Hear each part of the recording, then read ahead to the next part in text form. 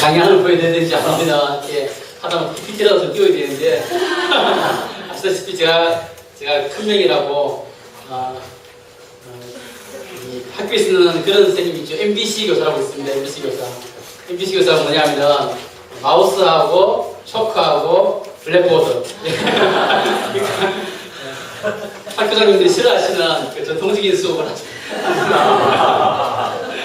그래서 제가 다른 교회 강의를 가면 칠판을 마련해달라고 하거든요. 요즘은 교회에 칠판이 없더라고요. 칠판이 없고 전부 PPT를 달라고 그러는데 제가 파워포인트도 못 만들고 이렇게 해가지고 상당히 어려움이 있는데요. 저는 이제 말로 좀 합니다. 말로 하고 제가 수업 같은 것도 해보게 되면 근데 이제 물론 도구를 사용하면 좋긴 좋죠.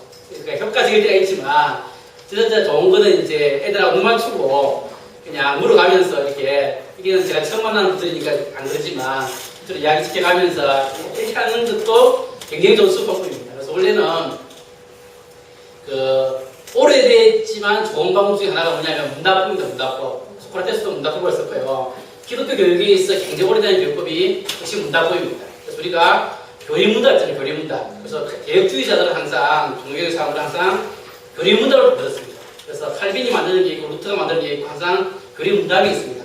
하이데베르크 교리문답 이런 게 있거든요. 그래서 질문이 들어가고 답이 들어가고. 그래서 중요한 거는 어떤 걸 질문하냐가 굉장히 중요하죠.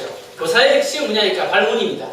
그러니까 질문을 던져가지고 해야 끌어내는 거거든요. 그래서 뭘 묻느냐가 굉장히 중요하고 그래서 그걸 잘 보면 좋습니다. 여러분이 하이데베르크 교리문답이라든가 웨스트민스터 소유리 문답이라든가 그 옛날 개혁사들이 만들어냈던 그 문답 있죠. 그런 거 보시면 어떻게 그 시대의 아이들을 가르치는지가 좀 나옵니다. 그래서 옛날에도 지금도 그랬지만 서구의 개혁교회들은 주일학교 교육들을 주일학교 교사에게 맡기지 않습니다. 담임 목사가 합니다. 담임 목사의 사명을 씁니다. 그래서 만약에 11시 예배 같으면 애들 10시까지 불러 모아가지고 애들 그 목사님이 나이가 50, 60 되더라도 애들 주일학교에 딱 모아놓죠. 딱 그 목사님이 권위를 가지고 딱 그 요리 문답을 가지고 체킹을 합니다. 그 요리 문답을 외웠는지 또 질문 물어봐가지고 이 교육을 많이 합니다. 그거 하는데 교육이 됩니다. 이 때문에 또 별명인데요. 너무 첨단한 얘기가 있지 않더라도 하여튼 그 핵심적인 해왔던 그 지혜들이 사실 있는 겁니다. 그런 거 좀 생각하면 좋을 것 같고요. 사실은 사람마다 어떤 믿음 생활을 한다고 할 때에 본인의 믿음을 간통하고 있는 어떤 핵심적인 어떤 그 모티브가 있습니다. 그 사람이 그러니까 뭐냐면 그 사람이 하나님을 만나는 지점이 있는 겁니다. 그 사람이 하나님께 나아가는 그 사람 나름대로의 어떤 그런 게 있어요. 그런데 저는 제가 붙들고 있는 주제는 두 가지인데 하나는 연약함이라는 주제입니다. 연약함이라는 주제가 하나 있고 하나는 하나님의 인도하심이라는 부분을 저 두 가지를 붙들고 제 믿음 생활을 하는데요. 제가 이제 한 번은 서점에 갔습니다. 서점에 가서 서점에 가서 책을 쭉 보는데 제가 쭉 그냥 보다가 탁 제가 집는 책이 있더라고요. 그게 뭐냐니까 이런 기억이 안 나는데 IBP에서 나온 책인데 모자람의 위안. 네, 맞습니다. 내가 그 책을 그냥 한 번도 선생님 못 본 책인데 내가 정말 쭉 보다가 탁 집었는데 보니까 모자람의 위안이더라고요. 또 한 권을 가다가 딱 보니까 탁 잡았는데 마르바 던이라는 사람이 쓴 약할 때 기뻐하라. 그게 깊더라고요. 내가 저도 모르게 정말 축하한 다음에 내가 놀랐습니다. 내 본성을 들킨 느낌이죠. 그러니까 저는 이제 사람마다 다 다른데요. 저랑 같이 오랫동안 동역을 했던 그 송인수 선생님 같은 경우는 저하고 반대의 기질을 가지고 있는 사람이기 때문에 저하고는 엄청나게 많이 싸웠고 완전히 싸운 사람인데 그분도 인생에 약함이 많은 사람입니다. 인생에 약함이 많은 사람인데 근데 그분은 약함이 오면은 그걸 돌파하려고 하더라고요. 그 돌파 그 스타일을 보니까 어려우고 약지만 그 돌파하는 스타일이 있고 저는 이제 그것을 붙들고 끌어안고 그냥 낑낑거리는 스타일인데 내 스타일인데 그러니까 그걸 붙들고 잡혀 나가서 울고 하나님 제가 참 이렇게 연약한 자입니다. 이렇게 못하는 자입니다. 나는 이렇게 못하는 자인데 왜 나한테 이런 일을 시키십니까? 이렇게 하고 저는 이제 그 속에서 어쨌든 그 위로와 그 바꾸와 이런 스타일이 저 스타일이더라고요. 따지면 저 같은 사람은 리더십보다 부족하죠. 리더는 어떤 걸 좀 어려우면 딱 돌파해내는 게 있어야 되는데, 하여튼 그긴 하지만 연약함이라는 것이 제가 붙들고 있는 굉장히 신앙에서 중요한 주제고요. 오늘은 그 얘기는 안 하겠습니다. 두 번째 주제는 하나님의 인도라는 주제입니다. 하나님의 인도. 하나님의 인도, 하나님이 오늘 주의했던 하나님의 부르심. 그래서 하나님의 부르심이라는 것과 하나님의 인도라는 것은 동전의 양면입니다.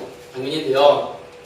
우리는 우리 기독교 신앙에 제일 중요한 주제 중에 하나가 구원이라는 주제죠. 구원. 그래서 당신이 구원 받았습니까?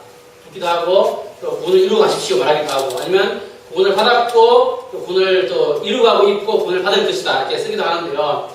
구원이라는 말은 인간의 입장에서 쓰는 말입니다. 그러니까 우리 입장에서 쓰는 말이 구원이란 말이고, 그것을 바꾸어서 하나님 입장에서 쓰는 뭐냐면 하나님의 부르심이라는 말을 쓰고 있어요. 부르심. 그래서 우리가 바울 서신이 더 시어스피를 자세히 보게 되면 구원이라는 말 자체가 많이 안 나옵니다. 우리는 굉장히 중요하게 쓰는 만큼 많이 나오지 않습니다. 그러면 우리가 생각할 때 구원이 나와야 될 그 지점에 뭐냐면 부르심이라는 말입니다. 부르심. 하나님이 불렀다는 겁니다. 하나님이 불러내신 겁니다. 불러내는데 그 부르심이라는 것은 하나님이 우리를 죄로부터, 어둠으로부터, 악으로부터, 사탄의 권세로부터 우리를 불러내셔가지고 하나님이 원하시는 어떤 목표까지 이끌어가시는 전 과정을 거쳐가지고 하나님의 부르심이라고 표현하고 있습니다. 그 성경에서 그 부르심의 용어가 굉장히 많이 나오죠. 제가 한 구절만 읽어보겠습니다. 사도행전 26장 18절 말씀을 제가 읽어보겠습니다. 사도행전 26장 18절 말씀 드리겠습니다.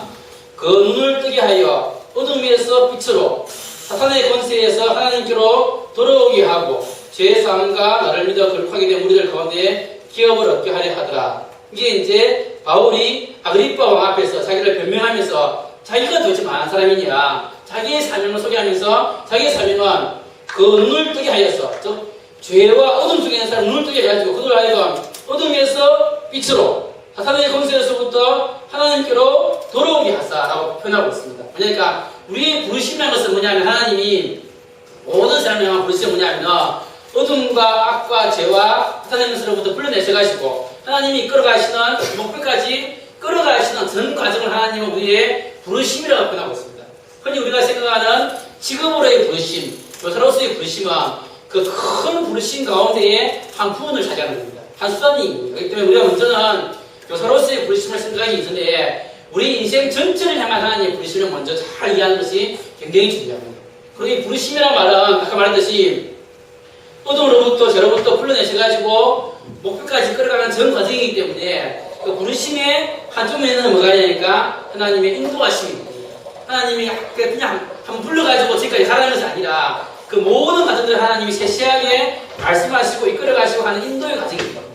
근데 하나님 인도라고 할 때 사람들이 오해하는 것은 뭐냐면 이렇게 표현할 수 있습니다.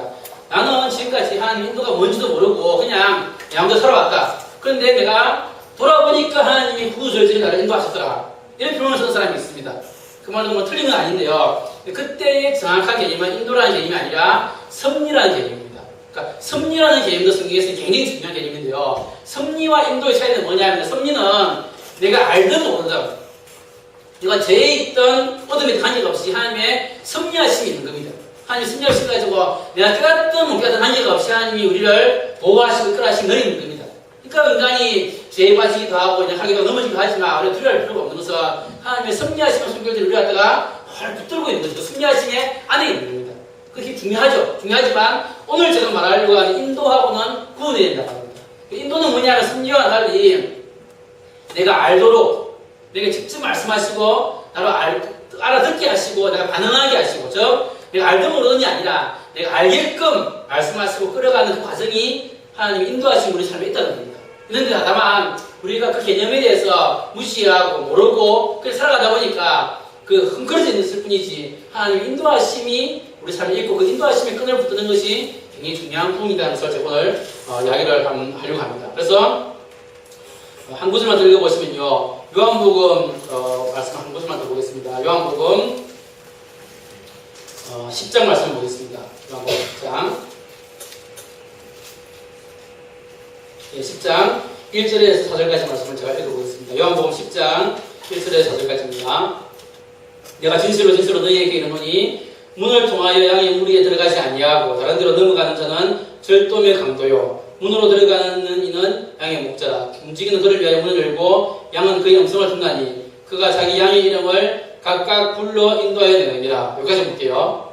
3절에서 움직이는 그를 위하여 문을 열고 양은 그의 음성을 듣나니 그가 자기 양의 이름을 각각 불러 인도하여 내느니라. 이렇게 표현하고 있습니다. 그러니까 하나님 인도하시라는 것은 목자는 양을 알고 양은 목자를 알고 목자가 양을 갖다가 한꺼번에 막 이렇게 하는 것이 아니라 한 사람 한 사람에게 직접 말씀하셔가지고 한 사람 한 사람을 직접 불러서 인도하여서 다니시는 거죠. 그래서 하나님이 인도하신다고 그러는데요.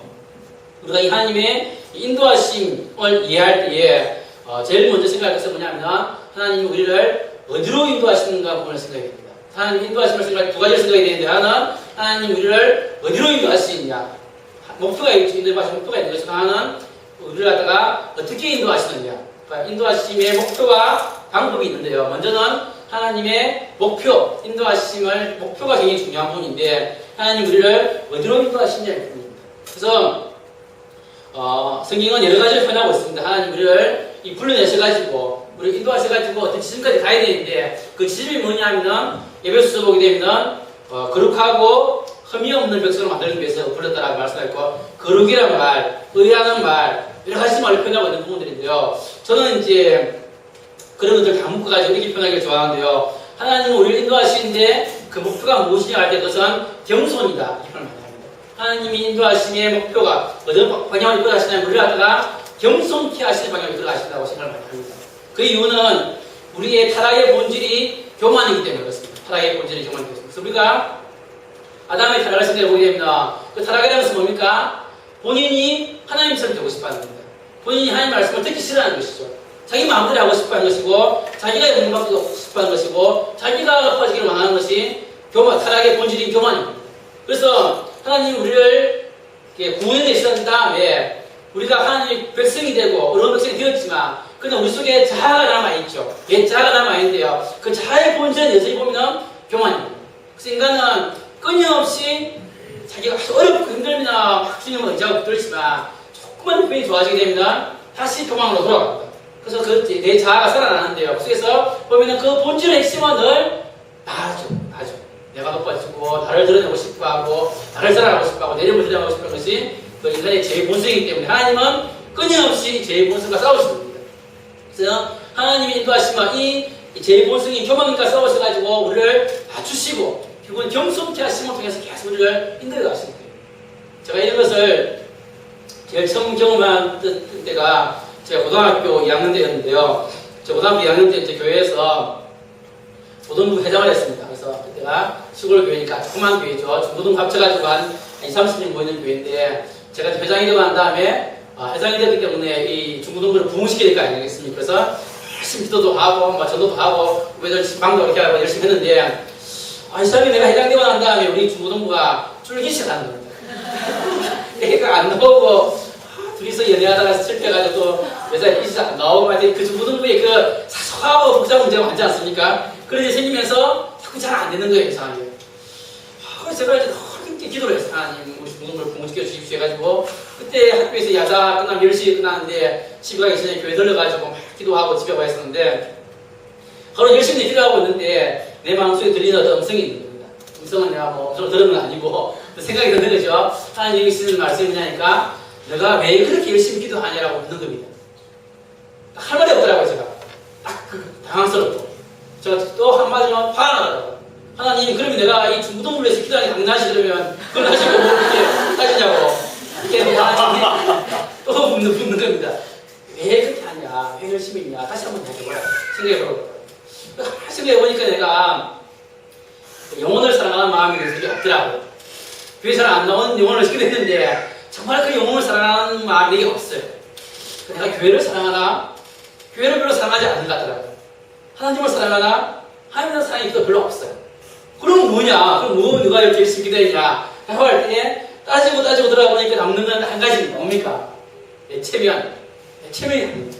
그러니까 다시 내 기도를 다시 솔직하게 해보니까 하나님 제 체면이 있지요. 제가 회장인데 애들이 좀 많이 나오고 부흥해야 제가 체면이 있었지. 제가 자꾸 애들 제 회장인데 줄어들어가지고 저 후배들 보기 제가 민망합니다. 하나님 도와주십시오. 이게 제 기도의 핵심입니다. 그걸 제껴가는 순간 내가 참 죄인이구나 생각이 들더라고요. 그건 어린 아닌데 그냥 무릎 꿇고 다시 기도했습니다. 하나님 참 제가 죄인입니다. 그 뭐냐면은 사람이 살아가는데 우리가 종교적인 열심들마저도 핵심을 들어가 보게 되면 사실은 들어가 보게 되면 그 자아의 모습, 그 교만, 내가 높아지고 가는 부분들이 굉장히 많이 있기 때문에 하나님은 우리를 다루시되 그것을 다루시는 거죠. 사람은 못 보죠. 못 보지만 하나님께서 싫다 하나님은 계속해서 그걸 계속 다루시는 거죠. 다루시면서 우리를 갖다가 이끌어 가시는데 결국은 그래서 하나님 제가 할 수 없습니다. 제가 참 죄인입니다. 하나님은 할 수 있습니다. 그 고백으로 함께 가시는 겁니다. 그렇기 때문에 개인의 삶도 그렇고 그렇죠. 공동체도 마찬가지고 그 두 개의 차이가 굉장히 명명한 겁니다. 보십시오. 이 청주 만약에 이 글로벌 선교회입니까? 글로벌 비전교회. 하여튼 글로벌 비전교회에 있어서 오늘 같은 행사를 준비하는 사람이 있습니다. 그렇죠? 행사를 준비하는다 하고 만약에 청주교대 그 IBF에서 IBF가 하면 안 되겠네요. 청주교대의 국가에서 과모임을 준비할 수도 있겠죠. 그러니까 두 개의 차이점이 뭐냐면 둘 다 사람이 계획을 세워가지고 해야 됩니다. 국가에서 어떤 강사를 모셔가지고 행사를 할 수가 있고 이 글로벌 비전교회에서 강사를 모여서 행사를 할 수 있는 겁니다. 둘 다 계획을 세워가지고 둘 다 준비 열심히 해가지고 둘 다 사람 불러모아가지고 해야 됩니다. 근데 문제는 뭐냐면 이 글로벌 비전교회라는 주의 공동체 가운데서 어떤 일을 준비하면 꼭 일이 잘 안 되는 겁니다. 안 되는 일이 발생하죠. 온다 했는데 누가 안 온다 그러고 또 비가 오고 강사가 늦게 오고 어떤 일들이 안 되는 일들을 주시는 겁니다. 그러면 이 준비팀들이 되겠습니까? 기도를 하겠죠. 하나님 큰일 났습니다. 비를 안 오게 해주십시오. 돈이 없으면 돈을 모아주십시오. 애들을 불러 모아주십시오. 이렇게 기도하면서 준비를 하는 겁니다. 준비하면서 멤버들이 뭘 느끼겠습니까?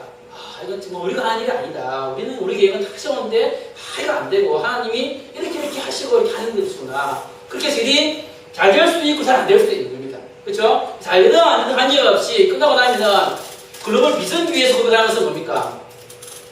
이건 진짜 하나님이 하신 거다. 그 멤버들이 다 그렇게 생각하는 겁니다. 그러니까 누가 하는 게 아니라 정말 하나님이 하신 것이다. 이런 고백을 하게 되는 것이고요. 그 국가에서 한 모임이 있죠. 여기는 우리 과에서 오빠가 잘나서 그렇다. 아니면 그 과의 교수님이 잘나서 그렇다 해가지고 거기는 인간에게 공이 들어가고 당연히 공과 싸움이 있는 것이고 하는 것인데 이 예수 믿는 모임은 항상 과정을 거쳐가지고 하나님이 하신 것이다. 그 드러나는 그것은 주께서 함께 하시는 일이고 하나님의 인도하심의 과정이 있는 것입니다. 개인의 삶도 내가 그 교사의 시험에 붙었던 내가 잘되던 집을 샀던 결혼했던 관계가 없이 그 과정 속에서 정말 하나님이 하신 거다 이거는 참 그런 고백이 되도록 하나님 인도하시기 때문에 고백으로 나아가는 경우에는 정상적인 하나님을 받는 과정입니다. 일이 물론 잘 될 수 있고 안 될 수 있겠죠. 그렇지만 반대로 그러지 않고 내 개인의 일이든 공식의 일이든 관계없이 그걸 했는데 역시 내가 머리가 좋아. 아니면 누가 잘나게 되는 경우는 하나님 역사하시는 게 아니시죠. 역사하시는 게 아니고 그거는 주님의 인도하시는 과정이 없는 겁니다. 그래서 저는 이런 걸 굉장히 싫어하는데요. 어떤 교회에서 이 교회는 그렇게 안 하라 생각합니다. 총동원 주일이라든가 전도 축제를 하면서 병풍을 거는 교회가 있습니다. 조그만 건 그런 괜찮은데요. 1등 제주도 여행권, 2등 김치냉장고 그런 교회가 있습니다. 그래서 저는 할 수도 있지만 그렇게 하면 성령이 역사할 수가 없다고 보는 겁니다. 왜냐면 성령이 역사 안 하시더라도 김치냉장고 위력이 크기 때문에 사람들이 무지런히 열심히 해가지고 경쟁 막 해가지고 사람 데려올 수 있죠. 그러면 주의 역사가 드러나지 않는 겁니다. 하나님 역사라는 것은 자기가 아무 경품이 없는데 전도해보고 자기가 얼마나 전도를 안 하는 사람인지 그렇게 어른자인지 고백하게 되는 것이고 전도했는데 불구하고 내 말씀없이는 한 명도 전도할 수 없다는 것을 고백하게 하시고 근데 전혀 예상 안 한 사람이 한마디 했는데 오게 돼가지고 전혀 예상 안 믿을 사람이 믿게 되고 의외의 역사들이 일어나야만이 특히 자신이 있죠. 왜? 성령의 역사라는 것은 인간의 걸 넘어서 하시기 때문에 그때마다 우리가 고백하는 거죠. 하나님 정말 당신이 위대하십니다. 참 우리가 측량할 수가 없습니다. 그런 고백을 이끄시는 것이 주님의 은혜이기 때문에 우리가 우리 개인의 삶을 살아가든 또 다 공동체의 삶을 살아가든 한이가 없이 우리가 인간적으로 드러나고 있는 성공과 실패를 가지고 사람 판단할 수가 없는 겁니다. 어떤 일이 잘 된다고 해서 주님 함께 하시는 게 아니고 그것이 아니고 반대는 뭡니까? 그 속에서 얼마나 실제로 주님을 높은 일이 드러나는 것인가 그래서 얼마나 인간이 낮아지는 것인가 얼마나 사람이 개인이 자아가 죽는 것인가 왜? 주님의 역사는 그게 있기 때문에 그 결과를 보고 우리가 판단해야 되기 때문에 우리가 자기 그리스도인 삶을 보시면 그리스도인의 삶이 다 잘 풀리는 거 아니시죠? 그리스도인이 불구하고 참 잘 안 되는 것도 많이 있습니다. 그래서 우리가 그것만 보고 판단할 수가 없는 것이고, 그 속에서 주님이 어떤 일을 하고 있는 것인가 하는 것을 우리가 보는 것이 굉장히 중요한 겁니다. 그러시오. 제가 지난 10가지 종교사 운동의 대표를 맡아가지고 제일 큰 행사가 여름마다 이제 기독교사 대회를 준비하는 일이거든요. 대회가 한 1,800명의 시험들이 모이고 이렇게 준비를 하는데, 저는 이제 그 대회를 할 때마다 저는 너무 여기저기 어려움이 많습니다. 당연하겠죠. 하나님의 공격이 그 대표를 공격하겠죠. 가정적인 어려움, 개인적인 어려움 굉장히 많고, 그 사무실 내에 또 관람들, 단체들 간의 그 알력들 이렇게 하면서 저는 죽다가 살아나는 기록을 계속 해야 됩니다. 계속 붙들고 이렇게 안 하면은 그 가정을 붙일 수가 없는 겁니다. 그러면 대회가 끝나죠. 대회 끝나고 나면은 사람들은 이제 저한테 수고해서 그렇게 하고 가겠죠. 그럼 정상적인 경우 같으면 그랬을 경우에 제가 그렇지 내가 수고했지 높아질 수 있는 상황이지만 내가 6개월 동안에 하나님과의 그 씨름이 있기 때문에 내가 도무지 그럴 수가 없어요. 주 앞에서. 왜? 너무나 내용적인 내가 바닥을 끼고 그 하나님과 그 씨름이 있기 때문에. 저는 그것이 주님의 정상적인 역사다. 그래서 하나님 우리 개인의 삶도 항상 좀 비참하죠. 삶이 비참하지만 그러나 그렇게 하는 것이 주께서 하시는 일이라는 것을 우리가 먼저 생각하면 좋을 것 같습니다. 그래서 항상 하나님 목표는 우리를 합주시는 거다. 우리 형통케 하시는 거라는 것을 먼저 생각해 두시고요. 두 번째로 넘어가서 그럼 하나님 우리를 어떻게 인도하시냐. 하나님 인도하시는 목표는 그것이라고 할 때에 어떻게 방법은 뭐냐라고 할 때에 아까 말했듯이 하나님 인도하시라는 것은 구체적으로 말씀을 하시는 겁니다. 내가 알아듣고 반응하게 하시는 겁니다.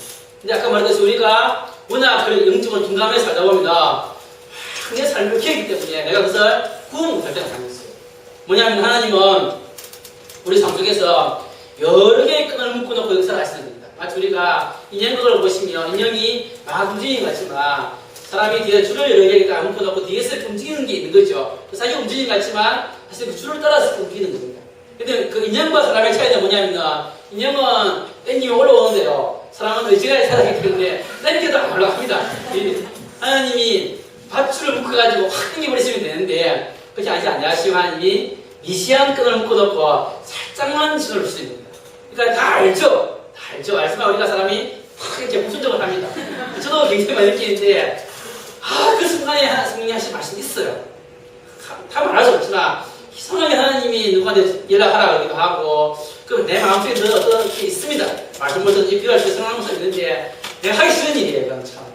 내가 불순종할 때가 많죠. 돌아보게 되면은 꼭 했어야 됐어요. 그때 참 그 사람이 힘든 사람이 있었고 그때 내가 무릎 꿇었어야 됐고 있는데 그런 것들이 막 사람이 있습니다. 왜? 인간이기 자유의지가 있으니까.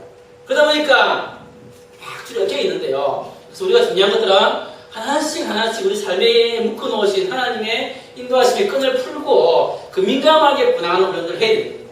그래서 우리가 보시면 한 인간이 있습니다. 내 출마하더라도 하나는 가정이라는 끈이 있죠.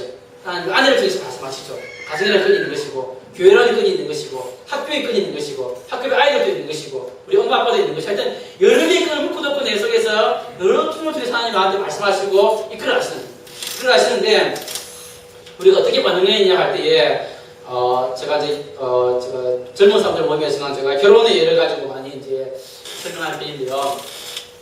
한번 생각해봅시다. 어떤 사람이 결혼을 했다고 생각했어요. 그럼 결혼을 하는 데서 어떻게 수익을 받을 것인가. 제가 이제 군대를 갔다 와가지고 교직에 나와가지고 저는 결혼을 26살에 했습니다. 괜히 빨리 했죠. 그러니까 그때도 조금 빨라하긴 했습니다. 사람들은 전부 저보고 너는 독신의 은사가 이게 아니냐. 왜냐하면 그 선교단체에서는 그 리더를 할 때는 이게 너무 개인적으로 삶들을 참으면 안 되지 않습니까? 이렇게 또 공정하게 이끌어가야 되는 부분이기 때문에 하여튼 제가 결혼 늦게 할 줄 알았는데 제가 빨리 했는 상황이었는데 제가 군대를 갔다 와서 이제 그 25살 총괄, 26살 총괄 됐는데 나도 이제 결혼을 위해서 기도해야겠다 생각이 들었어요. 그래가지고 기도한다 그러니까 우리 교회 권사님 오셔가지고 그냥 기도하면 주님이 안 들으시니까 구체적으로 기도하라고 그러더라고요. 어떻게 하지 구체적입니까? 하니까 네가 원하는 자매의 상을 적으라 그래요. 네가 원하는 자매의 상을 적어서 그걸 기도하래요. 그래서 제가 적었습니다. 1번 예쁜 자매를 주세요. 2번 키 큰 자매를 주십시오.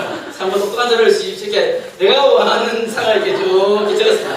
한 10가지 써가지고 새벽 나가서 기도하기 시작했습니다. 하나님 예쁜 자매를 주십시오. 기도하기 시작했는데 이제 우리가 이제 기도든 큐티든 아니면 여러 가지 하나님 인도를 받는 방법들이 있는데 그것은 내가 기도를 하는 것이지만 기도를 하는 것은 하나님 보좌 앞에 나아가는 것이겠죠. 하나님께 나아가는 것입니다. 그러면 처음에 내가 그 기도할 수도 있는데 그걸 가지고 하나님께 나아가다 보면 하나님의 거룩하신 빛 앞에서 그것을 비춰보게 되는 상황이 생깁니다.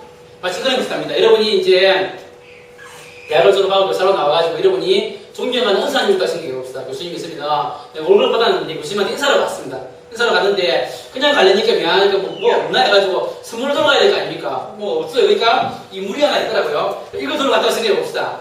들어갈 수도 있지만은 교수님 앞에 내놓을 수 있습니까? 없습니까? 내놓을 수 없죠. 교수님 얼굴 보고 있으면 차라리 안 내놓아야지. 그래서 교수님의 인격을 무시하는 이제 일이 되어버리겠죠. 그러니까 내가 기도를 해보게 되면 나는 기도할 수 있는데 그걸 처음에 할 수 있지만 하나님의 거룩하신 보좌 앞으로 좀 깊게 들어가게 되면 내가 가지고 있는 기도 제목이 너무 부끄러운 당할 때가 됩니다. 하나님과 어울리지 않는 겁니다. 내가 예쁜 자매를 주세요 라고 기도를 했는데 예쁜 자매라는 것은 하나님 기뻐하지 않는 제목이겠죠. 하나님이 내가 널 그렇게 가르쳤냐 하나님이 그거 원치 않는 제목입니다. 내가 너무나 하나님 어울리지 않는 제목이죠. 그래서 내가 조금 기도하다가 하나님 됐습니다. 그걸 취소하겠습니다. 그 제목을 내가 내려놓게 되더라고요. 내려놓게 되고 그 다음에 이제 두 번째 제목인 키 큰 자매를 주십시오. 이것도 좀 해보니까 주님이 기뻐하지 않는 제목이겠죠. 이것도 내려놓게 되는 겁니다. 그러니까 내가 가지고 있던 제목들을 하나씩 내려놓기 시작하더라고요. 그런데 보십시오. 나중에 가니까 남는 게 별로 없어요. 내가 했던 제목들은 다 주님이 별로 기뻐하지 않는 그 제목들을 하고 있더라고요. 나중에 남는 게 없고 하나님 다 됐고요. 그냥 시상적으로 자매를 주십시오. 이렇게 자기가 어쨌든 남는 게 별로 없는 사람들이 이렇게 가기 시작합니다. 그런데 그 다음 단계에서는 보십시오. 내가 내려놓기 시작하면은 차이가 뭐냐면 그 전에 내가 10가지 붙들고 있을 때 같은 경우는 내 눈에 들어온 자매가 없는 겁니다. 그렇죠? 저 사람은 참 신앙이 좋고 다 좋은데 얼굴이 안 예뻐요. 그게 10가지 조건을 만족시킬 수 있는 자매가 사실 없죠. 그런데 이제 내려놓기 시작하면은 사람들이 모이기 시작하는 겁니다. 저 사람도 참 좋은 자매였는데 얼굴만 안 예뻤구나. 한번을 내려가면 이제 모이기 시작하는 게 있습니다. 그래서 우리가 소년 학생이 총각이 안 되신데 본인은 부인하고 있지만 사람들은 다 이거 교만해서 그렇다. 네, 오늘 안 느낍니다. 이렇게 말하는 분들이 있는 부분인데 이런 중요한 것들은 내려놓기 시작하면서 제가 느낀 생각들이 기도라는 것이 구체적으로 하는 게 좋은 게 아니구나. 그래서 그런 생각들이 하나님 그럼 제가 솔직하게 기도를 하겠습니다. 정직한 기도를 하겠습니다. 그래서 내가 이제는 그러면 내려놓기 시작하니까 좋은 자매들이 주위 많이 있는데 중요한 건 어떤 자매가 하나님 주신 사람인지 알려고 하면 하나님 제 감정을 움직여 주십시오. 제 마음을 움직여 주십시오. 이렇게 그럼 저는 제 마음의 감정을 가지고 죽게 나아가 보겠습니다. 이렇게 제가 기도를 하기 시작하는 겁니다. 그럼 나는 저로서는 최대한 솔직하게 주 앞에 내 감정을 내려놓고 하나님 인도하시면 제가 받겠습니다. 이렇게 하면서 교정이 바뀌기 시작하더라고요. 그럼 내가 이제 예를 들면 그 교회에서 이렇게 청년들이 같이 용부를 하거나 등록기를 올리다가 어느 자매가 좋은 감정이 들었습니다. 그럼 내가 그걸 가지고 다음날 새벽기도에 나가서 기도하는 겁니다. 하나님 제가 어저께 그 자매를 봤는데 참 내 마음이 좀 좋은 감정이 듭니다. 하나님 주신 사람이라면 내 감정이 커지게 해주시고 그 자매의 마음도 움직이게 해주십시오. 아니면 내 감정이 사라지게 해주십시오. 이런 식으로 가지고 이제 하는 거죠.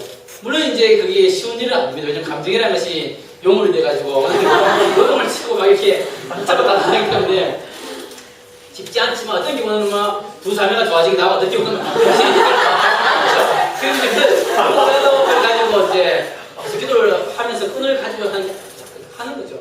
하는 게 중요한 건 뭐냐면 그러면서 하나님이 내 마음을 어떻게 움직여 가시는지 또 상황을 어떻게 끌어가시는지 어떻게 또 그 사람을 또 만나게 한다든가 이렇게 또 우연의 역사가 있을 거 아닙니까? 그러니까 역사하게 하시는 거예요. 그러다가 어느 순간이 되면 앞에다가 기도하면서 하나님 참 내가 그 사람 앞에 다음날 가서는 고백을 하겠습니다. 사귀자고 얘기할 테니까 용기를 주십시오.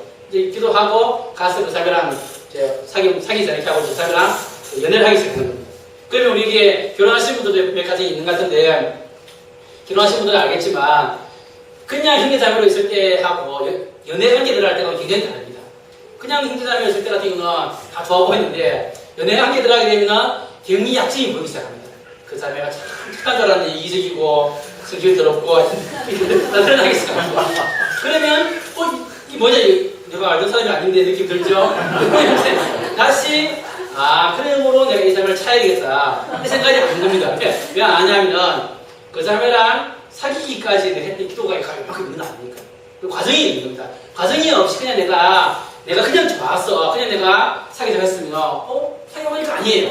그럼 끊으면 됩니다. 그러지 않고 하나님 다시 물어보는 거죠. 하나님 이상한데요. 참 그 자매가 좋았고 하나님께 물었고 하나님 응답하셨고 이렇게 와서 여기까지 왔는데 왜 이 자매가 이렇습니까? 이상합니다. 주님이 허락하는 사람이 맞으면은 그 자매 약점도 좋아 보이게 해주시고 아니 약점을 커버할 수 있는 더 나은 면을 보여주시고 내한테 약점을 감당할 수 있는 힘을 주시고 아니면 아니라고 말씀해 주십시오. 이렇게 우리 기도하겠죠. 그 기도하면서 다시 기도하면서 또 만나는 겁니다. 만나보니까 약점도 있지만 또 다른 면도 보이기 시작하고 또 뭐 이렇게 하다 보면은 또 그 사람을 이렇게 사귀는 거죠. 사귀다가 하면서 나중에 이제 결혼을 합니다. 결혼할 단계가 되면 한 이제 결혼을 한다고 생각할 때에 저는 이제 사귀던 자매랑 결혼을 하기로 약속을 하고 들어오는데 참 마음이 무겁더라고요. 난 좋을 줄 알았는데 내 마음속에 큰일 났다 이상하다 이제는 어디 도망갈 수도 없고 참 이상하죠. 물론 좋고 여전히 있는데 또 내 마음속에 참 그 무거움이 탁 다가오더라고요. 제가 바로 집에를 못 가고 교회에 들어가지고 이렇게 하나님 책임지셔야 됩니다. 기도를 하고 이제 갔던 적이 있었는데 저만 그런 건 아니더라고요. 아니고 많은 사람이 그렇게 하고 어떤 사람은 결혼 약속을 받아놓고 많이 울었더라고요. 참 그 복잡한 마음을 참 이게 사람의 마음이 그랬는데요. 하여튼 그거는 뭐냐면 그 과정 속에서 그러더라도 다시 죽게 묻는 겁니다. 하나님이 그냥 우리 둘만 사귄 게 아닌 겁니다. 하나님이 우리 관계에 요소요소에 개입한 겁니다. 인도하심의 흔적이 있는 겁니다. 그럼 내가 혹시 어떤 안 좋음이 있다더라 다시 묻고 또 묻고 하는 겁니다. 그래서 결혼하면 또 많이 싸우죠. 주성희 쌤이 안 싸우죠? 그러다 결혼할 연애할 때도 많이 싸웠고 결혼할 때도 하고 와서도 많이 싸웠고 너무너무 많이 싸웠는데 하루는 이제 대판 싸우고 신혼초인데 대판 싸우고 제가 집을 나왔습니다. 근데 총각 때는 그 집을 나오면 갈 때가 많은데 결혼하고 나니까 갈 데가 없더라고요. 그냥 친구한 집에 갈 수도 없는 거 아닙니까? 친구가 뭐하러 왔냐고 하면은 참 할 말이 없죠. 그래서 다시 교회로 왔죠. 교회로 와서 앉아있는데 참 내 신세가 처참하더라고요. 내가 이러려고 결혼했나 느낌이 드는데 다시 물어봅니다. 다시 내가 그 1년 전에 그 연애하기 전에 기도했던 거 돌아가서 하나님 그때 내가 이렇게 기도했는데 주님이 내려놓으라고 했었죠. 자 내려놓았습니다. 주님 이 자매를 보여주셨죠. 제가 또 물었죠. 따지는 거죠. 하나님께서 그때 따지고 그 순간순간에 있던 상황이 따지고 또 묻고 하나님 응답을 다시 확인하고 근데 주님 이 말씀 주시지 않았습니까? 제가 이 말씀 붙들고 이렇게 했는데요. 이게 쭉 가정을 따지고 왔죠. 그 따지고 보니까 주인도 맞아요. 내 느낌이. 하나님 다 인도하셨고 역사하셨고 왔을까지 결혼까지 된 겁니다. 그럼 내가 또 물은 겁니다. 그럼 이건 뭡니까 도대체? 이 상황은 지금 어느 겁니까라고 할 때에 하나님 다시 나한테 보여주는 게 있더라고요.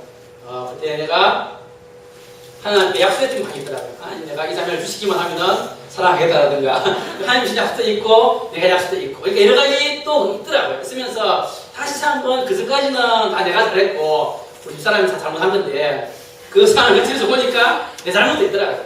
내 약속도 있는 것이고 내 허물도 있는 것이고 그러니까 다시 내가 용기를 얻고 집에 돌아가서는 미안하다 그러고 이제 다시 또 사는 거죠. 그런 것들이 결혼 생활을 해도 반복을 하는 겁니다. 그래서 믿는 가정과 안 믿는 가정은 차이가 많습니다. 믿지 않는 가정들은 그 속에서 그냥 적당한 선을 주는 훈련을 합니다. 남자는 더 이상 이 선을 안 건드려야겠구나. 이 사람 자존심이 까지구나. 서로 간에 결혼했지만 약간 담담 비슷하게 선을 두고 그냥 이렇게 하는 걸 배웁니다. 근데 그렇지 않은 가정들은 훨씬 치열하게 싸워요. 하나 되어 있는 게 하나 되어 있는 게 훨씬 치열하게 싸우는데 그 과정 속에서 하나님 인도하심과 자기가 약속하신 붙으면서 이렇게 하는 게 있으면서 그렇게 결혼생활을 하거든요. 결혼생활을 하면서 나아가는 거거든요. 이게 뭐냐면 결혼생활만 그런 것이 아니라 모든 삶의 속에서 하나님의 뭐가 있습니까? 히스토리가 있는 겁니다. 그러니까 결혼도 하나님 인도하심의 과정이 있는 거 아니겠습니까? 그래서 그 결혼하실 뿐 아니라 여러분이 교사가 되기 전까지 교대에 들어오기 전까지 교사가 되기 전까지 있는 겁니다. 여러분이 이 교회에 나오기 전까지 교회와 관련된 히스토리가 있는 겁니다. 있습니다. 여러분 삶에 다 있는 겁니다. 왜? 한 사람의 삶에는 하나님이 개입하셔가지고 역사하시는 흔적이 다 있는 것이고 그 역사의 흔적을 가지고 오늘날 내가 있는 겁니다. 그래서 제가 결혼하기 전에 연애할 때인데요. 제 아내가 제게 묻더라고요. 형제님이 지금까지 26년 동안 하나님 붙들고 살아왔는데 형제님의 삶을 인도하셨던 하나님의 히스토리에 대해서 한번 이야기해달라고. 저 놀랐습니다. 형제들은 별로 감이 없죠. 자매들은 조금 더 가정적인 감이 좀 있잖아요. 그러니까 제 아내의 이야기는 그러더라고요. 아니, 이 형제가 자기를 좋아한다 그러고 이 형제가 세상이 좋다고 막 교회 활동도 열심히 하는데 자기가 보기에는 흑색이 많은 겁니다. 형제들은 주로 활동을 많이 하는 통해서 그 시장 좋다고 생각하는데 자매들이 보기에는 또 아닌민이 과연 이 시장인이 맞나 느끼는 점을 공격이 있는 겁니다. 그러니까 이 자매가 하는 이야기는 그거죠. 만약에 당신이 지금까지 살아온 삶이 하나님이 주인 되시고 하나님이 당신의 삶을 이끌어 오셨던 그 흔적과 경륜이 분명하다 그럽니다. 약점이 많지만 하나님의 인도하심을 붙들고 자신의 결혼하겠다는 겁니다. 그렇지 않고 당신의 삶을 설명할 수 없다 그럽니다. 자기가 뭘 믿고 결혼하는 겁니다. 나하고. 참 맞는 말이죠. 그래서 제가 가만히 크리스천들을 보게 되면 자기 인생을 인도하셨던 하나님의 그 부르심과 인도하심 흔적에 대해서 설명하지 못하는 사람이 굉장히 많이 있어요. 자, 목회자들 중에서 보게 되면 목회자들, 목사님 안 계시죠? 가셨죠? 목회자들 중에서 보게 됩니다. 당신이 왜 목회자입니까? 왜 당신이 목사입니까? 이렇게 물어보면 설명을 못하는 사람이 있어요. 그러니까 있죠. 사람이 목사가 되기 전까지 그 하나님의 그 인도하심이 있어야 되는 거예요. 흔적을 설명할 수 있어야죠. 자기가 왜 교사가 있는 것인지 있어야 되는데 그걸 못하는 사람이 많이 있어요. 그래서 저는 하나님이 다 그 삶 속에 있는 거다. 그것이 결혼에만 있는 것이 아니라 그 사람의 모든 요소에 있는 것이고 그 모든 것들이 묶여져가지고 간 사람의 인생이 되는 것이고 그렇게 되면 그 사람의 인생에서 하나님의 숙제가 보이는 겁니다. 나를 향하시는 하나님의 숙제가 도대체 무엇이냐. 그 숙제라는 것은 매년도 있는 것이고 또 단기도 있는 것이고 내 인생 전체를 거쳐서 하나님이 인도하시는 숙제가 내게 속에서 보이는 것입니다. 뭐냐 보십시오. 인생은 하나님의 숙제를 하고 사는 겁니다. 하나님이 그 사람에게 주시는 고유의 숙제가 있습니다. 근데 우리 학교에서 우리가 아이들에 대해 숙제를 내는데 일제식으로 낼 때도 있지만 아이별로 다르게 낼 때도 있는 겁니다. 왜? 그 아이에게 맞는 숙제가 있는 거죠. 냈어요. 내가 얘한테 이 숙제를 냈는데 얘가 보니까 너무나 쉬운 숙제를 냈어요. 내가 유치하죠. 이거 안 하고 어려운 걸 막 해왔습니다. 선생님이 좋아합니까? 좋아하지 않습니다. 선생님은 너 숙제 어디 갔냐? 숙제 냈는데 너무 뭐하니 지금? 그거 찾으시는 겁니다. 보십시오. 한 해를 생각해보면 내가 어느 학년을 맡았는데 연말이 되면 저도 늘 기도를 합니다. 하나님 내게 좋은 일을 주십시오. 하는데 내가 학교 가다가 내가 우리 반대에서 한 애들이 있습니다. 예쁜 애들 있죠. 제 반대에서 느낌이 있는데 딱 듣고 내려보니까 내가 안 좋아하는 애들 있죠. 우리 반 반대에서 한 놈들만 모이는 겁니다. 일진들 하고 뭐 나가리들 하고 이렇게 모이는 겁니다. 너무 속이 상하죠. 그러나 중요한 거는 그 해에 내 숙제는 돼야 됩니다. 우리 반에서. 뭐 딴 반에도 다 예쁜 애들 있지만 그러나 딴 반에 예쁜 애들하고는 좀 잘 사귀할 수 있지만 이 숙제, 이 나쁜 놈들하고 이 내 속상한 이놈들이 꼬리의 숙제인 겁니다. 그럼 내가 붙들고 기도하죠. 안면하죠. 애들이 선생님 기한줄 모르고 하여튼 많이 하죠. 그러더라도 그 실험의 현장이 중요한 거예요. 왜? 하나님은 그걸 통해서 나를 다루시기 때문에. 나를 다루시거든요. 하나님 나를 다루시고. 그 아이를 변화시키는 건 하나님이 충분히 할 수 있죠. 하나님 능력이 없습니까? 못합니까? 할 수 있지만은 하나님이 또 때가 있을 겁니다. 그때 이런 때가 있을 건데 중요한 건 나한테 주는 숙제는 그 아이를 붙들고 하나님께 나오라는 겁니다. 나와서 변화를 못 시키더라도 실험하고 울고 고백하고 이렇게 함을 통해가지고 하나님이 내게 말씀하신 거가 있는 것이고 나를 변화시키고 있는 겁니다. 그래서 그 숙제는 걔들의 숙제지 딴 반 애들 예쁜 애들 걔가 문제가 아닌 겁니다. 그 아이를 내가 붙들고 네가 뭘 했냐 중요하듯이 그것이 내가 결혼했습니다. 결혼하면은 어쨌든 지금 내게 주신 이 아내가 내 숙제입니다. 참 보면은 결혼하고 나면은 주변에 좋은 사람이 많아요. 이 사람이 제일 좋았던 건 아닙니다. 하다 보니까 이 사람과 연애를 하게 되고 이 사람과 결혼하게 되는데 이 사람은 약점이 또 많아요. 그렇지만 하나님은 이 사람을 사랑해야 됩니다. 그렇죠? 다른 여자들은 나까지 공감드리고 이 사람을 사랑해야 되고 이 사람의 약점과 내 사람에 대한 것이고 이 사람의 약점에 대해 건설해야 됩니다. 건설해야 되는 것이고 이게 내 숙제인 것이고 애를 낳았습니다. 자기가 낳았는데 자기가 예쁜 애가 아닐 수 있죠. 결혼하고 한 달 동안 이제 애기 낳고 한 달 동안 이제 집에서 애 키우다가 한 달이 지나고 교회에 애를 데려가지 않습니까? 그죠? 우리 동기 중에 한 명이 같이 비싼 애를 놓고 걔도 애를 데리고 왔어요. 우리 집에서는 우리 애가 제일 예뻤는데요. 딱 데리고 보니까 얘가 더 예쁘더라고요. 속이 상하더라고요. 화가 나고. 그렇지만 이 아이가 말을 듣든 안 듣든 사춘기 때 말썽을 부리던 그 아이가 좋게 됐어요. 제 친구 중에 하나가 이제 같이 저는 이제 윤리교육과를 나왔고 지리교육과 다니는 여학생이 있었습니다. 그 여학생은 이제 교회에서 전도사님이랑 결혼을 했어요. 결혼해가지고 이제 목회자의 부인이 됐는데 첫애기를 낳았는데 첫애기는 정상적인 예쁜 애를 낳았습니다. 둘째를 낳았는데 둘째가 장애인이었어요. 장애가 아주 심한 장애여가지고 지체와 정신이 같이 좀 심해가지고 엄마가 돌봐주지 않으면 안 될 정도 돼가지고 그 자매가 6년을 같이 휴직을 해서 애를 돌보고 그 다음에 이제 병가 아니고 간병휴직 해가지고 한 8년까지 연장해가지고 이렇게 애를 돌보고 복직을 몇 년 전에 했는데요. 그 둘째가 한참 자랐을 하고 복직하기 전에 그 자매가 셋째를 가졌습니다. 셋째를 가졌는데 셋째를 검사를 해보니까 셋째가 다운 증후군이거든요. 애기 검사를. 그러니까 어떻게 하겠습니까? 두 부부가 너무너무 화가 나고 나쁘잖아요. 하나님 한 명이면 되지 않습니까? 우리 애 둘째 얘 내가 3명인 줄 알고 훨씬 내가 만족하고 참 잘 들었는데 이제는 애를 떼놓고 이제 교사로 나가려고 한 시점인데 애가 장애인, 셋째가 다운 증후군. 그래서 부부가 너무 고민합니다. 악대를 할까 말 것인가. 그래 목사님이 너무 화가 나가지고 그래 내가 목사 이거 그만둔다. 떼야 되겠다. 이렇게 하고 3분까지 갔다가 차만 못 떼고 돌아오고 차만 악대를 못하고 돌아오고 이렇게 해서 반복하다가 결국은 이걸 나왔어. 나왔는데 여전히 다운 증후군입니다. 셋째 다운 증후군을 나왔어요. 나와가지고 그 목사님이 설교하는 거 들었는데 자기가 목사지만 하나님께서 셋째를 갖다가 자기가 낙태시킬까 말까 했던 고민의 과정들 쭉 이렇게 했는데 이제 그런 것에서 교인들이 너무 많은 은혜를 받았죠. 그 목사님의 사례를 받았는데 그때가 언제냐면은 그분이 이제 분당 생물교회라고 한 4, 5년 됐으니까 아프간에 그 사태가 있을 때에 그때 그 교회에 그 목사님이 있었습니다. 그래가지고 그 목사님이 그 당시에 그 장애인 부스도 맡고 있었고 그때 아프간 그 납치된 사람들의 유가족들 모임이 있었죠. 유가족들 모임 담당을 이 목사님이었습니다. 이 목사님인데 여러분 그때를 한번 잘 들어보십시오. 그 아프간 그 사태 때 그때 한국교회가 상당히 위기였습니다. 그때 안티크리스찬들이 경쟁이 들끓었어요. 막 욕하고 온갖 걸 다 할 때는데 이상하게도 유족들은 잠잠했습니다. 바깥 사람들은 막 기독교 욕했는데요. 그 유족들은 굉장히 딱 한 명 김승민 씨 아버지가 처음에 잠시 항의했다가 죽더라고요. 가족들은 오히려 평안하게 기도하면서 굉장히 기다렸어요. 그때 그 가족을 담당한 사람이 이 목사님이었습니다. 그때 교인들 하는 얘기가 그랬어요. 이 목사님이 자기 아이 그 둘째 아이가 장애인이고 셋째 아이가 다운 증후군이고 그 장애인 그 아이가 아버지의 마음을 가지고 이 사람들을 대할 때에 이 사람들은 자기 자녀를 잃었던 가족을 잃었던 상황 아닙니까? 위험한 상황이니까 충분히 납득이 되겠죠. 공감하면서 사람들이 이 목사님과 함께 잘 견뎌냅니다.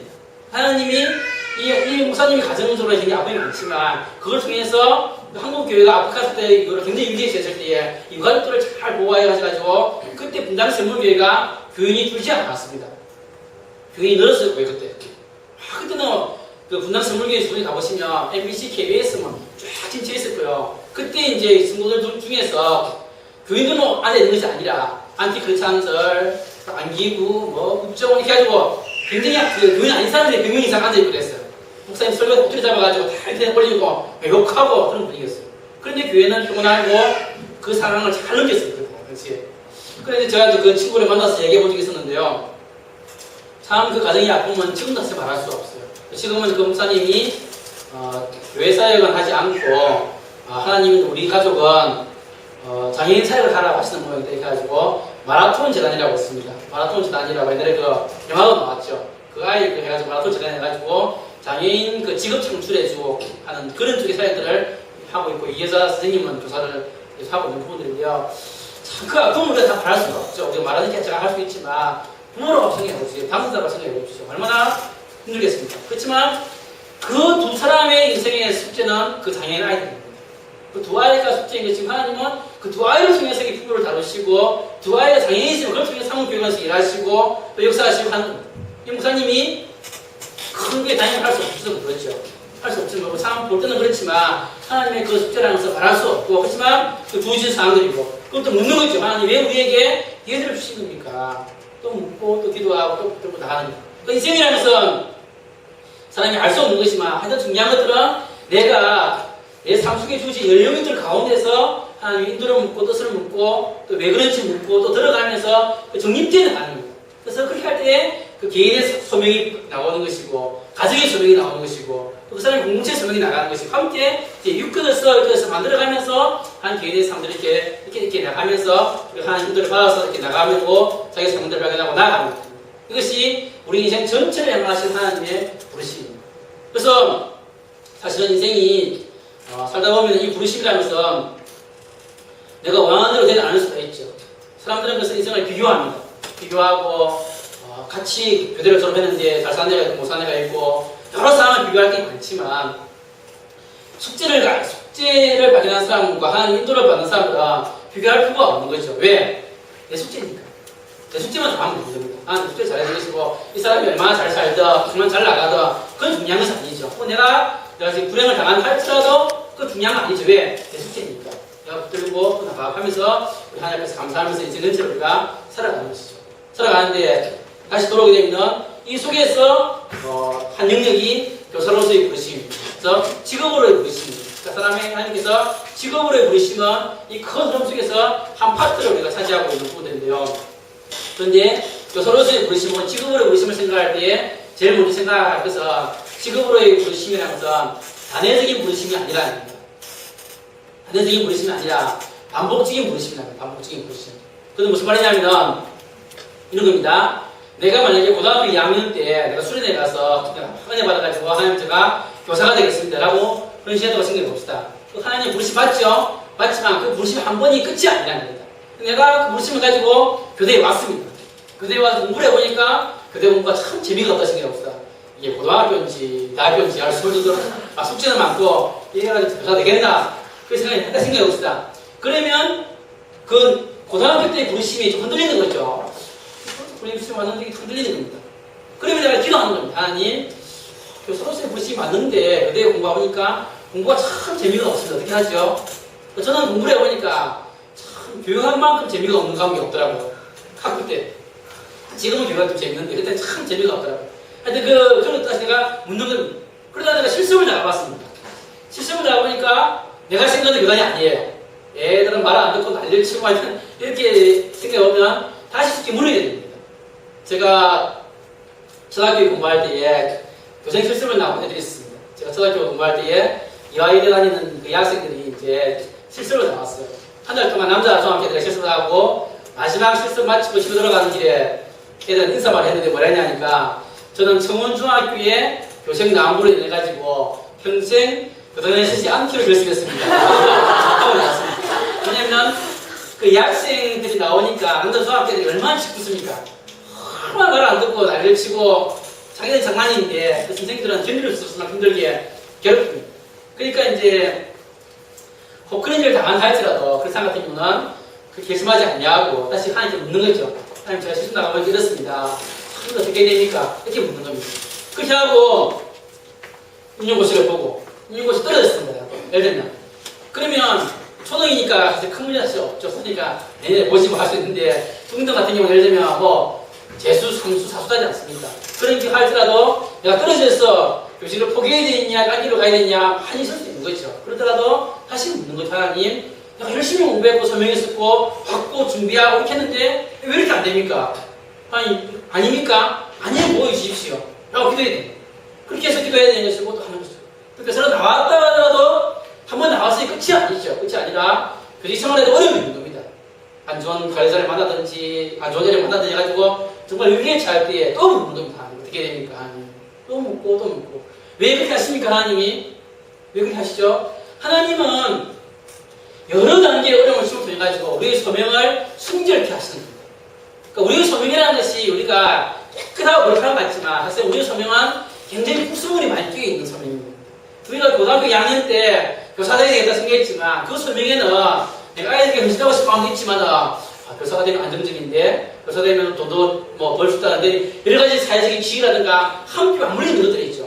하나님은 그 어려움을 통해 가지고 계속해서 시험하시고 변화하셔가지고 재해하시는 분이죠. 그래서 우리 아이들은 그걸 단연히 하시고 또 교사가 된 이후에도 어려움을 통해 가지고 정말로 나를 교사되게 하는 사람이 누구냐, 내 능력이 어디서 나오는 것이냐, 하나님이 아이를 변화시킨다고 할 때 도대체 무엇이 능력이냐 할 때에 내 힘으로 할 수 없다는 하나님이 말씀하시고 또 단련시키시고 또 불쾌하게 하시고 그것을 다가가는 거예요. 우리가 애들이 힘들다, 학교에서 힘들다 물어야 됩니다. 하나님 왜 이렇게 학교 힘들죠? 그럼 나한테 능력을 주든지 아니면 다른 길을 보여주든지 하십시오. 이렇게 기도해야 됩니다. 저는 교직 초임 때 너무너무 많이 힘들었어요. 어려운 문제 많아가지고요. 제가 수업도 힘들고 생활도 힘들고 힘들어가지고 하나님 교직이 아니면 아기를 보여주시는 기도를 많이 했습니다. 정 안 되면 교과문수가 아니까 빨리 교과문을 만들어주든지 장학서를 만들어주든지 농담으로 기도도 하고 있었는데요. 하여튼 그때도 중요한 거는 나아가는 하나님이 또 말씀하시고 또 붙드는 거예요. 저 같은 경우는 그 초임 때 하나님 제가 차라리 그만두고 그냥 박사과정 들어가서 공부나 할까요? 이렇게 기도도 하고 많이 했었는데요. 그때마다 하나님은 졸업생들을 보여주시더라고요. 보여주셔가지고 그 한 해 때는 날 힘들게 했던 친구들인데 고등학교 올라가서 친구를 찾아와가지고 하는 이야기가 선생님 제가 사춘기 때 참 힘들었는데 선생님 때문에 내가 잘 견뎌냈습니다. 그런 아이들 보여주시더라고요. 선생님 그때는 제가 선생님이 교회 다니라고 하더라도 끝까지 말 안 듣고 기도 교육하고 있었는데 제가 고등학교 올라가서 친구를 통해서 예수님이 되었습니다. 오기도 하고 저 뭐냐면 하나님께서는 능력을 부으시든지 능력이 안 부으시더라도 하나님께서는 내가 이 능력이 맞다는 사인을 주시는 겁니다. 보여주시고 내가 약하지만 약함을 기를 수 있다 하시는 걸 보여주시고 이렇게 해서 하나님이 설명을 쉽게 하시고 쉽게 하시면서 그렇게 가는 겁니다. 그래서 사람이 저는 교직 경력이 이제 제가 88년부터 해가지고 제가 한 5, 6년 정도 됐는데 실제 휴직을 제가 한 12년 해가지고 절반을 까먹었지만 제가 지금 내년에 복직을 3월달 합니다. 제가 얼마나 잘하겠습니까? 교사라다 가면 제가 앞에서는 이야기를 많이 하고 있지만 실제로 하면 저는 수업도 제가 7년에 본 게 있습니다. 수업을 얼마나 제가 잘하며 애들과 소통을 얼마나 잘하겠습니까? 제가 못하겠지 실제로는 업무도 못하고 나이스도 못하고 같은데요. 그렇지만 주님은 내가 있으라고 하면 제가 있는 겁니다. 꼭 잘할 수 있는 게 아니라 그 사람이 있는 게 좋다. 내가 있음으로 해서 하나님이 내가 하신 일이 하고서는 있다고 말하면 또 있는 것이죠. 또 주님을 의지하고서 나이가 됐다고 해서 사람들은 일반 선생님들은 좀 지나면 경력이 쌓이기 때문에 약간 요령이 생깁니다. 애들 저렇게 다 다루면 되고 있죠. 이렇게 할 수 있고 또 잘 안 해도 상관없죠. 그 사람이 이제 욕만 안 먹으면 되죠.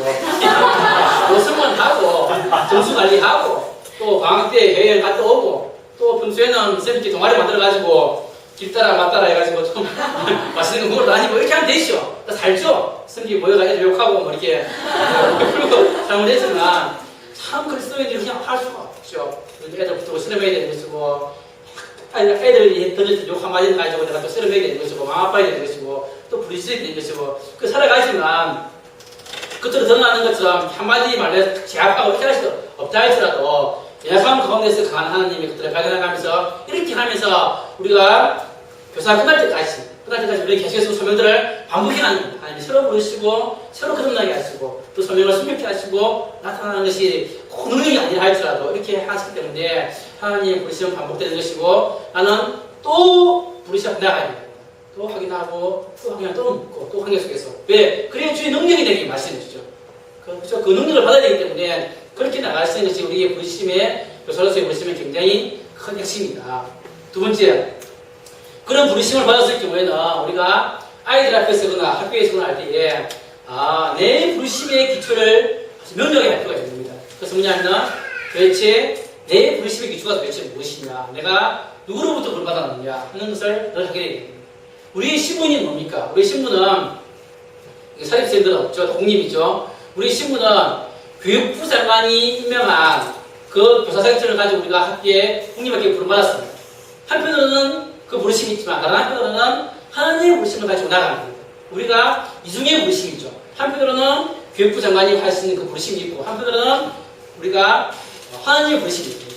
교육부 장관이 부르시면서 교육부 장관, 교육감, 교육장, 교장, 교감, 부장 해가지고 쭉 내려오는 관료 시기가 있지만은 또 한편 그만이 내에 있는 것이 아니라 한편은 하나님이 부르시겠다는 생각을 해요. 제가 대학을 졸업하기 전에 청년 시절에 청년 때는 누구나 불안하죠. 외롭고 막막할 때가 많이 있습니다. 또 저도 이제 대학 졸업하기 전에 청년의 그 대학생 시기에 하나님 제가 도대체 뭘 해야 됩니까? 참 막막하고 내가 직장도 어떻게 갈지 모르겠고 결혼할 사람도 없는 것이고 인생이 막막한 상황 가운데서 하나님 제가 어떻게 살아야 됩니까? 라고 기도할 때에 하나님이 제게 물으시는 음성이 있더라고요. 그래서 뭐냐니까 너 인생의 주인이 누구냐라고 묻는 것 같더라고요. 너 인생의 주인이 누구냐? 너 인생의 주인이 나냐 아니면 물질이냐? 너 인생의 주인이 직장이냐 나냐? 결혼이냐 나냐? 배우자가 너 인생을 책임지냐? 직장이 책임지냐? 내가 너 인생의 주인이냐? 하나님 물으시더라고요. 그래서 제가 하나님 제가 직장이 없다 할지라도 배우자가 없다 할지라도 다른이 없다 할지라도 하나님은 내 인생의 주인이십니다. 라고 생각할 때에 참 자유가 참 열리는 게 있더라고요. 마찬가지로 하나님은 그리스도 말에 우리가 이렇게 설 때마다 우리에게 물으시면서 뭐냐면 너를 부르신 사람이 누구냐라고 묻는 겁니다. 누구냐. 우리가 아까 말했듯이 기본적으로는 교육부 장관의 물으심을 받고 왔기 때문에 우리가 기본적으로는 학교의 관료 체계에 순종해야 될 의무가 있습니다. 우리가 교장선생님 말씀 순종해야 되는 것이고 교육부가 정한 교육 과정을 따라야 되는 것이고 애들 열심히 가르쳐야 됩니다. 그러시는데 그것이 교장선생님에게 잘 보이기 위해서가 아니라 하나님 앞에서 잘 보이기 위해서 내가 하는 겁니다. 교장선생님이 시키든 안 시키는 게 없이 내가 일찍 가죠. 시키든 안 시키든 감시하는 자가 없더라도 내가 수업을 열심히 준비하고 내가 합니다. 왜?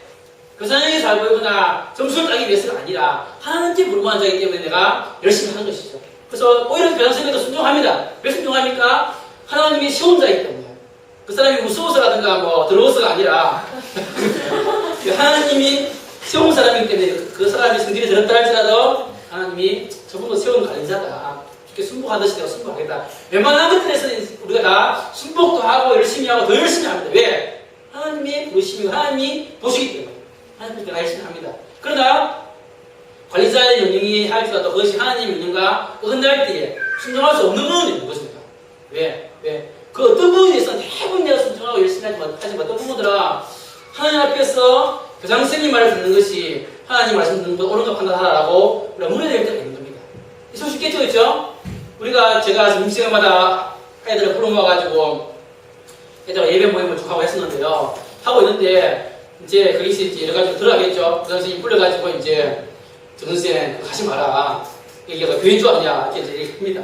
그러면 제가 교장선생님 제가 평소에는 교장선생님 말씀 잘 순종한 자이고 제 신도 다 다른 자고 합니다. 선생님 이거는 제가 애들을 강제로 불러모은 것이 아니라 자발적으로 애들이 온 것이고 원하는 애들과 원하는 애들이 한 것이고 지금 제가 한 겁니다. 제가 나쁜 가르치는 아닙니다. 이렇게 함을 통해서 아이들하고 충분히 더 마음을 부드럽게 해주고 좋게 이끌어가는 것이 이것은 저로서 굉장히 교육적 행위입니다. 라고 제가 설명하는 겁니다. 물론 교장선생님이 안 받아들일 수도 있죠. 그렇지만 저로서는 그 교장선생님이 그 명령들에 대해서 최대한 순종하지만 최대한 내 할 말을 하고 할 수 있으면 내가 버티고 도무지 못 버틸 것 같으면 내가 할 수 없이 이제 방과후 위에 이렇게 교회를 빌어서라든가 나가야 되겠지만 그러나 어떤 부분들에서 내가 저항을 할 수 있는 겁니다. 내가 성격이 모나서도 아니고 내가 무슨 비판적에서가 아니라 어떤 부분들은 하나님께서 옳다고 말할 때 내가 당당하게 말할 수 있는 담력들과 때로는 그 말씀을 어기더라도 할 수 있는 그런 담력들 오는 것은 나를 부르신 분이 누구인가라는 그 부르심 앞에서 하기 때문에 내가 수업을 합니다. 내가 생각할 때에 하나님 앞에서 이 과목을 이렇게 가르쳐야 되겠다. 또 아니면 이 평가를 이렇게 해야 되겠다는 것이 내 확신이 있습니다. 저 앞에서. 그런 거 있을 때는 기존의 학교 시기가 안 맞다 할지라도 내가 충분히 내가 당당하게 이야기하고 설득하고 말할 수가 있죠. 물론 어떤 경우는 그렇지만 평화를 위해서 물러날 때도 있고 하지만 그것이 들어와서 어떻게 되는 게 아니라 그 중심을 가지고 대응도 했다가 물러났다가 그렇게 하는 겁니다. 그래서 뭐냐니까 우리는 점수 안 받아도 됩니다. 점수 안 받아도 됩니다. 내가 교장한 사람 안 보여도 됩니다. 중요한 거는 하나님 앞에 서야 되는 것이죠. 하나님 앞에 서기 때문에 내가 어떤 경우는 더 열심히 하지만 어떤 경우는 그건 내가 못하겠습니다. 내가 할 수 없습니다. 참 많이 경험하는 부분들인데요. 저도 처음에 이제 제가 92년도에 규윤실 교사 모임을 하면서 제가 교사 모임을 처음 시작했는데요. 그때도 동료가 했던 것은 뭐냐면 제가 이제 91년도에 첫 담임을 했었는데 지금은 그게 많이 없어졌지만 옛날에는 이제 학급에서 학급 임원을 세워가지고 임원들한테 찬조금을 많이 들었어요. 육승에 찬조금을 해가지고 학급당 얼마씩 100만 원씩 100만 원씩 걷는 게 있었는데요. 그때도 이제 우리 반에 내가 반장을 세웠는데 한 애가 반장을 자기 안 하겠대요. 왜냐면 자기 엄마가 반장 하지 말라고 그랬대요. 반장은 돈 내야 된다고.